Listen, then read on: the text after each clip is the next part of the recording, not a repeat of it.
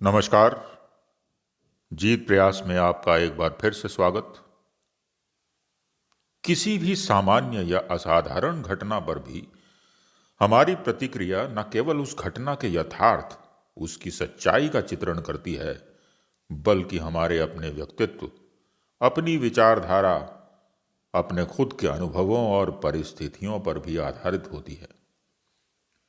इसी मानव प्रवृत्ति का बखूबी चित्रण करती है आज की हमारी कहानी, मुंशी प्रेमचंद की मनोव्रति। तो प्रस्तुत है मनोव्रति। एक सुंदर युवती प्रातःकाल गांधी पार्क में बिल्लौर के बेंच पर गहरी नींद में सोई पाई जाए, यह चौंका देने वाली बात है। सुंदरियां पार्कों में हवा खाने आती हैं, हंसती हैं, दौड़ती हैं, फूल पौधों से खेलती हैं, किसी का इधर ध्यान नहीं जाता। लेकिन कोई युवती रविश के किनारे वाले बेंच पर बेखबर सोए, ये बिल्कुल गैर मामूली बात है, अपनी ओर बलपूर्वक आकर्षित करने वाली। रविश पर कितने आदमी चहलकदमी कर रहे हैं, बूढ़े भी जवान भी, सभी एक क्षण के लिए वहां ठिठकते अवश्य हैं, एक नजर वह दृश्य देखते हैं और तब चले जाते हैं। युवक वृंद रहस्य भाव से मुस्कुराते हुए, वृद्धजन चिंता भाव से सिर हिलाते हुए और युवतियां लज्जा से आंखें नीचे किए हुए। बसंत और हाशिम निक्कर और बनियान पहने नंगे पांव दौड़ रहे हैं। बड़े दिन की छुट्टियों में ओलंपियन रेस होने वाला है। दोनों उसी की तैयारी कर रहे हैं। दोनों इस स्थल पर पहुंचकर रुक जाते हैं और दबी आंखों से युवती को देखकर आपस में ख्याल लड़ाने लगते हैं। बसंत कहता है, अरे इसे और कहीं सोने की जगह ही नहीं मिली। हाशिम, कोई वैश्या है, लेकिन वैश्याएं भी तो इस तरह बेशर्मी नहीं करती। वैश्या अगर बेशर्म ना हो तो वैश्या नहीं। बहुत सी ऐसी बातें हैं जिनमें कुलवधू और वैश्या दोनों एक व्यवहार करती हैं। कोई वैश्या मामूली तौर पर सड़क पर सोना नहीं चाहती। रूप छवि दिखाने का नया आर्ट है भाई। आर्ट का सबसे सुंदर रूप छिपाव है, दिखाव नहीं। वैश्या इस रहस्य को खूब समझती है। उसका छिपाव केवल आकर्षण बढ़ाने के लिए है, हो सकता है, मगर केवल यहां सो जाना यह प्रमाणित नहीं करता कि यह वेश्या है। इसकी मांग में सिंदूर भी है। वेश्याएं अक्सर अवसर पड़ने पर सौभाग्यशाली बन जाती हैं। रात भर प्याले के दौर चले होंगे, काम क्रियाएं हुई होंगी, अवसाद के कारण ठंडक पाकर सो गई होगी। मुझे तो कुलवधू सी लगती है। कुलवधू पार्क में सोने आएगी? हो सकता है घर से रूठ कर आई हो। चलकर पूछ ही क्यों ना ले। निरे अहमक हो, बगैर परिचय के आप किसी को जगा कैसे सकते हैं? आज ही चलकर परिचय भी कर लेंगे, उल्टे और एहसान जताएंगे। और जो कहीं झड़कने की कोई बात भी हो, उससे सौजन्य और सहृदयता में डूबी हुई बातें करेंगे। कोई युवती ऐसी बातें सुनकर चिढ़ नहीं सकती। अजी कत यौवनाएं तक तो रस भरी बातें सुनकर फूल ही उठती हैं, और फिर ये तो नव यौवना है। मैंने रूप और यौवन का ऐसा सुंदर संयोग नहीं देखा था। मेरे हृदय पर तो ये रूप अब जीवन पर्यंत के लिए अंकित हो गया है हाशिम, शायद कभी ना भूल सकूं। बसंत, मैं तो फिर यही कहता हूं कि कोई वैश्या है। रूप की देवी अगर वैश्या भी हो, उपास्य है। यहीं खड़े खड़े कवियों की सी बातें करोगे, जरा वहां चलते क्यों नहीं? तुम केवल खड़े रहना, पाश तो मैं डालूंगा। कोई कुलवधू है।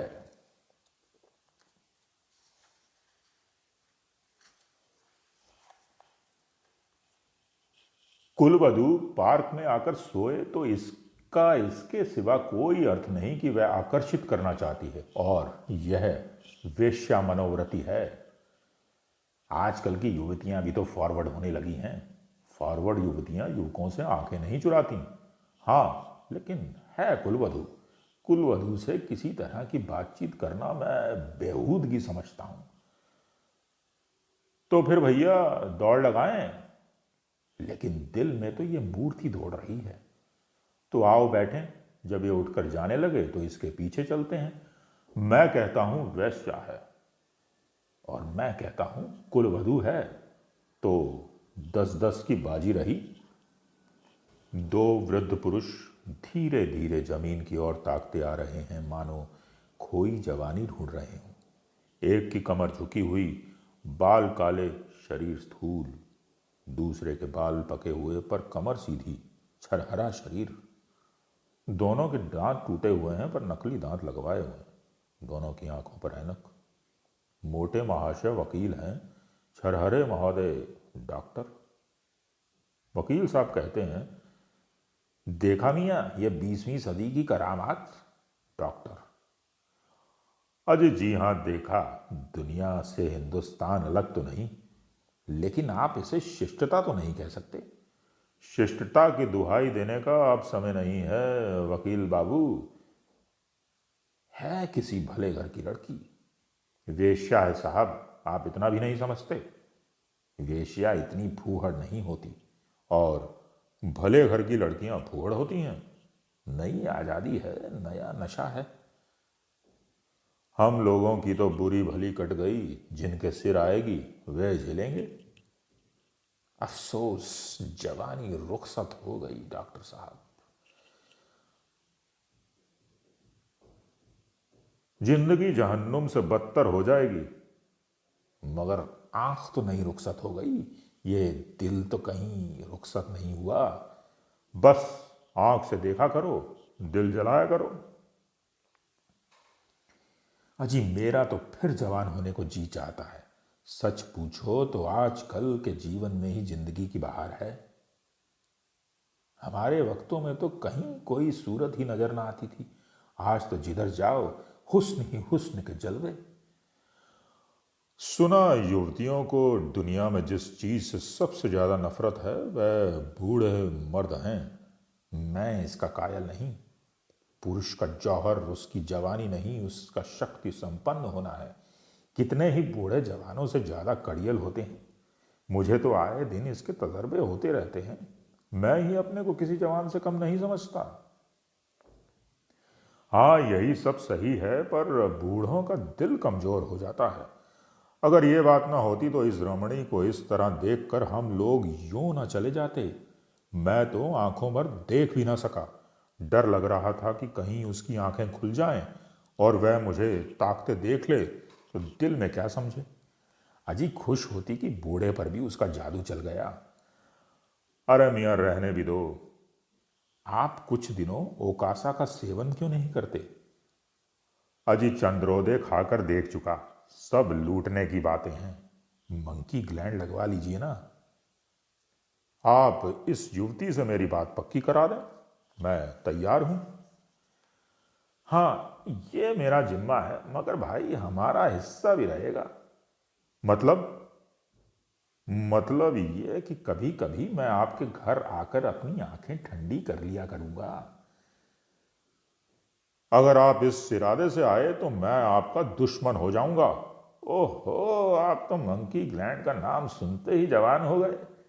मैं तो समझता हूं यह भी डॉक्टरों ने लूटने का एक लटका निकाला है। सच। अरे साहब इस रमणी के स्पर्श में जवानी है। आप हैं किस फेर में? उसके एक एक अंग में, एक एक चितवन में, एक एक मुस्कान में, एक एक विलास में जवानी भरी हुई है। ना 100 मंकी ग्लैंड, ना एक रमणी का बाहुपाश। अच्छा मियाँ कदम बढ़ाइए, मुवक्किल आकर बैठे होंगे। यह सूरत याद रहेगी। फिर आपने याद दिला दी। वह इस तरह सोई है इसलिए कि लोग उसके रूप को, उसके अंग विन्यास को, उसके बिखरे हुए केशों को, उसकी खुली हुई गर्दन को देखें और अपनी छाती पीटें। इस तरह चले जाना उसके साथ अन्याय है। वह बुला रही है और आप भागे जा रहे हैं। हम जिस तरह दिल से प्रेम कर सकते हैं, जवान कभी कर सकता है क्या? बिल्कुल ठीक। मुझे तो ऐसी औरतों से साबिका पड़ चुका है जो रसिक बूढ़ों को खोजा करती हैं। जवान तो छिछोरे, उच्छृंखल, अस्थिर और गर्वीले होते हैं। वे प्रेम के बदले में कुछ चाहते हैं। यहाँ निस्वार्थ भाव से आत्मसमर्पण करते हैं। आपकी बातों से दिल में गुदगुदी उठ गई। मगर एक बात याद रखिए, कहीं उसका जवान प्रेमी मिल गया तो मिला करे। यहाँ ऐसों से नहीं डरते। आपकी शादी की कुछ बातचीत थी तो हाँ थी, मगर अपने ही लड़के जब दुश्मनी पर कमर बांधें तो क्या हो। मेरा बड़ा लड़का यशवंत तो मुझे बंदूक दिखाने लगा। ये जमाने की खूबी है। अक्टूबर की धूप तेज हो चली थी। दोनों मित्र निकल गए। दो देवियां, एक वृद्धा, दूसरी नवयौवना, पार्क के फाटक पर मोटर से उतरी और पार्क में हवा खाने आईं। उनकी निगाह भी उस नींद की मारी युवती पर पड़ी। वृद्धा ने कहा, बड़ी ही बेशर्म है। नवयौवना ने तिरस्कार भाव से उसकी ओर देखकर कहा, अजी ठाठ तो भले घर की देवियों के लगते हैं। बस ठाठ ही देख लो, इसी से मर्द कहते हैं स्त्रियों को आज़ादी ना मिलनी चाहिए। मुझे तो कोई वेश्या मालूम होती है। वेश्या ही सही, पर इसे इतनी बेशर्मी करके स्त्री समाज को लज्जित करने का क्या अधिकार है। कैसे मजे से सो रही है, मानो अपने घर में हो। बेहयाई है। मैं पर्दा नहीं चाहती, पुरुषों की गुलामी नहीं चाहती, लेकिन औरतों में जो गौरवशीलता और सल्लज्जता है उसे नहीं छोड़ना चाहती। मैं किसी युवती को सड़क पर सिगरेट पीते देखती हूँ तो मेरे बदन में आग लग जाती है। उसी तरह आधी छाती का जंपर भी मुझे नहीं सुहाता। क्या अपने धर्म की लाज छोड़ देने से ही साबित होगा कि हम बहुत फॉरवर्ड हैं? पुरुष कहीं अपनी छाती या पीठ खोले तो क्या घूमते नहीं हैं? इसी बात पर बाई जी, जब मैं आपको आड़े हाथें लेती हूँ तो आप बिगड़ने लगती हैं। पुरुष स्वाधीन है, वह दिल से समझता है कि वह स्वाधीन है। वह स्वाधीनता का स्वांग नहीं भरता। स्त्री अपने दिल में समझती है कि वह स्वाधीन नहीं है, इसलिए वह अपनी स्वाधीनता का ढोंग करती है। जो बलवान हैं वो अकड़ते नहीं, जो दुर्बल हैं वही अकड़ दिखाते हैं। क्या आप उन्हें अपने आंसू पहुंचने के लिए इतना अधिकार भी नहीं देना चाहती? मैं तो कहती हूं स्त्री अपने को छिपा कर पुरुष को जितना नचा सकती है, अपने को खोल कर नहीं नचा सकती। स्त्री ही पुरुष के आकर्षण की फिक्र क्यों करे? पुरुष क्यों स्त्री से पर्दा नहीं करता? अब मुंह ना खुलवाओ मीनू। इस छोकरी को जगाकर कह दो जाकर घर पर सोए। इतने आदमी आ रहे हैं और निर्लज्ज टांग फैलाए पड़ी है। यहां इसे नींद कैसे आ गई? रात कितनी गर्मी थी भाई जी, ठंडक पाकर बेचारी की आंख लग गई होगी। रात भर से यहीं रही है, कुछ कुछ बड़बड़ाती है। मीनू युवती के पास जाकर उसका हाथ पकड़कर हिलाती है। यहां क्यों सो रही हो देवी जी? इतना दिन चढ़ाया, उठकर घर जाओ। युवती आंख खोल देती है। ओहो, इतना दिन चढ़ाया? क्या मैं सो गई थी? मेरे सिर में चक्कर आ गया। मैंने समझा शायद हवा से कुछ लाभ हो, यहाँ आई, पर ऐसा चक्कर आया कि मैं इस बेंच पर बैठ गई। फिर मुझे कुछ होश न रहा। अब भी मैं खड़ी नहीं हो सकती। मालूम होता है मैं फिर गिर पड़ूंगी। बहुत दवा की पर कोई फायदा नहीं होता। आप डॉक्टर श्यामनाथ जी को जानती होंगी, वे मेरे ससुर हैं। युवती ने आश्चर्य से पूछा, अच्छा, वे तो अभी इधर से ही गए थे। सच? लेकिन मुझे पहचान कैसे सकते हैं? अभी मेरा गौना नहीं हुआ है। तो क्या आप उनके लड़के वसंत लाल की धर्मपत्नी हैं? युवती ने शर्म से सिर झुकाकर स्वीकार किया। मीनू ने हंसकर कहा, वसंत लाल भी तो अभी इधर से ही गए हैं। मेरा उनसे यूनिवर्सिटी का परिचय है। अच्छा, लेकिन मुझे उन्होंने देखा कहाँ है? तो मैं दौड़कर डॉक्टर को खबर दे दूं? जी नहीं, मैं थोड़ी देर में बिल्कुल अच्छी हो जाऊंगी। वसंत लाल भी वह खड़ा है, उसे बुला दूं? जी नहीं, किसी को ना बुलाइए। तो चलो, अपने मोटर पर तुम्हें तुम्हारे घर पहुंचा दूं? आपकी बड़ी कृपा होगी। किस मोहल्ले में हो? बेगमगंज, मिस्टर जयराम दास के घर। मैं आज ही मिस्टर वसंत लाल से कहूंगी। मैं क्या जानती थी कि वह भी इस पार्क में आते हैं, मगर कोई आदमी तो साथ ले लिया होता। किस लिए? कोई ज़रूरत ना थी। तो ये थी कहानी मनोव्रती, श्री प्रेमचंद द्वारा लिखित। उम्मीद करता हूँ कि आपको ये कहानी पसंद आई होगी। अगर ऐसा है तो आप इसे अपने मित्रजनों, परिवारजनों से शेयर कर सकते हैं। आपका बहुत बहुत आभार और धन्यवाद।